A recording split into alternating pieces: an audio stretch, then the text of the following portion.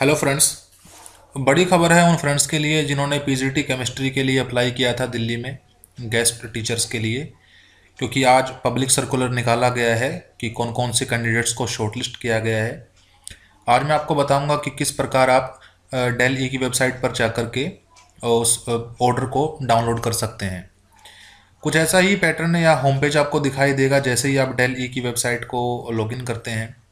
यार आपको राइट में ऊपर पब्लिक सर्कुलर दिखाई देगा, जैसे ही आप यहाँ क्लिक करेंगे या आपको यहाँ कुछ ऑर्डर्स की लिस्ट दिखाई देगी जिसमें आज ये जो है ऑर्डर आया है। ठीक है, तो कई बार जो है काफ़ी लेट लोड होती है ये वेबसाइट। जैसा कि आप देख पा रहे हैं लिखा गया है allocation for the of schools to the guest teacher for the post of PGT chemistry for the session 2020 to 21 EV branch. जैसे ही आप इस पर क्लिक करते हैं ये ऑर्डर जो है डाउनलोड हो जाएगा और कुछ इस टाइप का ऑर्डर जो है आपको दिखाई देगा। ऑर्डर में लिखा गया है, सब्जेक्ट जो दिखा गया है allocation of schools to the guest teacher for the post of PGT chemistry. ठीक है, ये जो आपका पब्लिक नोटिस निकाला गया था DE 18 टू 15 EV, इसके रिगार्डिंग ये जो है ऑर्डर दिखाया गया है, जहाँ पर आपको पीजीटी केमिस्ट्री के जो कैंडिडेट्स शॉर्टलिस्ट हुए हैं वो किस फॉर्मूले के बेसिस पर शॉर्टलिस्ट किए गए हैं वो फॉर्मूला आपको दिया गया है कि अगर आपने 12th 10th मतलब मैट्रिक में जितने भी आपके मार्क्स थे उनका आपका 10% वेटेज लिया गया है। 12th क्लास में जितने भी मार्क्स थे उनका 15% वेटेज है। ग्रेजुएशन में जितने भी मार्क्स ऑब्टेन किए गए थे उनका वेटेज आपको 25%, उनका 25% वेटेज लिया गया है। बीएड में यानी बैचलर ऑफ एजुकेशन में जितने भी मार्क्स थे उनका 20% जो है वेटेज लिया गया है और पोस्ट ग्रेजुएशन में 30% वेटेज लेकर के टोटल 100% में से जो है ये मार्क्स आपको अलॉट किए गए हैं। ठीक है, तो ये आपका फॉर्मूला है।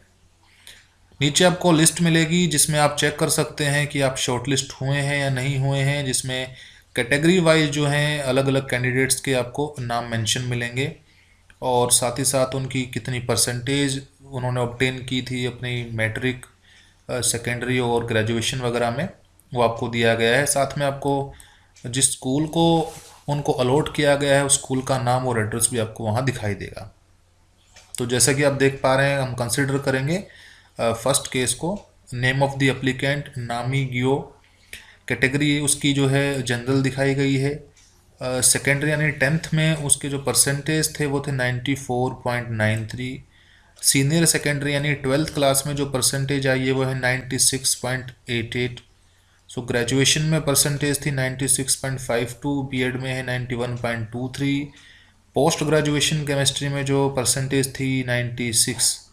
ओवरऑल 10th का अपना 10%, 12th में 15%, ग्रेजुएशन में जो है वो 25%, बीएड में 20% और पोस्ट ग्रेजुएशन में जो है 30% की वेटेज लेकर के इनका रिजल्ट तैयार किया गया वह है 95.201।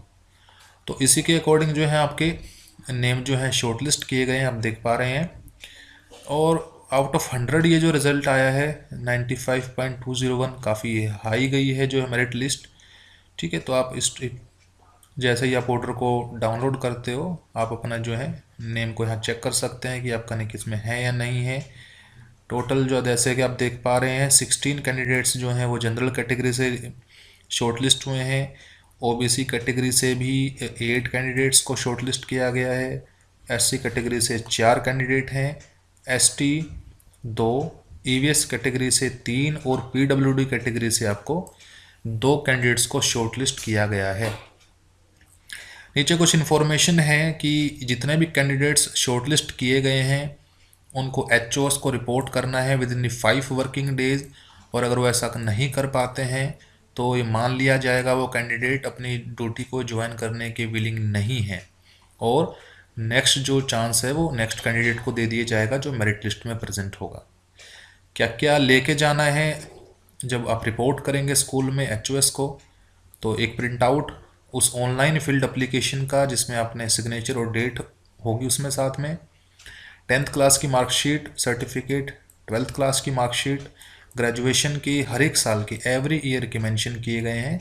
मार्कशीट, डिग्री या प्रोविजनल सर्टिफिकेट, बीएड की मार्कशीट हर एक साल की एवरी ईयर की, पोस्ट ग्रेजुएशन की मार्कशीट, अगर SC ST OBC कोई सर्टिफिकेट अप्लीकेबल है तो वो सर्टिफिकेट की कॉपी भी और ओरिजिनल भी। ये सब चीज़ें आपको ओरिजिनल फॉर्म, ओरिजिनल डॉक्यूमेंट्स की फॉर्म में भी और सेल्फ अटेस्टेड फोटोकॉपी की फॉर्म में भी आपको लेकर के जानी है।